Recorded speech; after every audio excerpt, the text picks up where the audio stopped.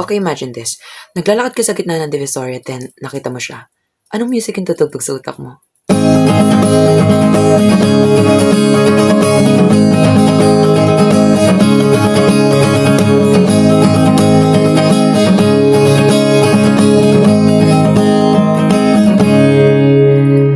Hoy, sandali, ikaw ba yung nakikita ko sa kanto? Ikaw ba yung magulo yung buhok pero mukha pa rin ang gwapo? Medyo pumayat ka sa dati at ngayon tumangkad ka. Di ko in-expect na nandirito ka rin sa Divisoria. Hindi ako nakabihis, hindi ako mais tignan. Ngayon ino-overthink kung kaya, bakit ang lapitan? Pero kailangan kasi baka ito na naman ang huling pagkikita.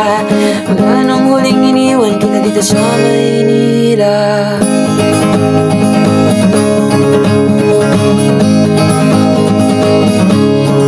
Naalala mo ba nung una tayo nung magkita?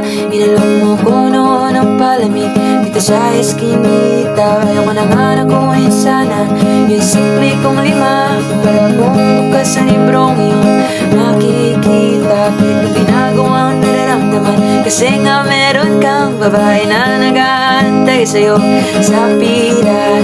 Di ko naman na magampanan ang pinangako sa sarili para bang nawawala ako sa lalim ng mga mata mo na kay ganda.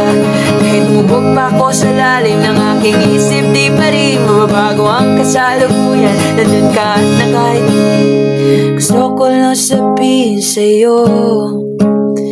Hanggang ngayon sumusulat ako ng kayabang pag-ibig sa'yo. Naaalala mo ba ako?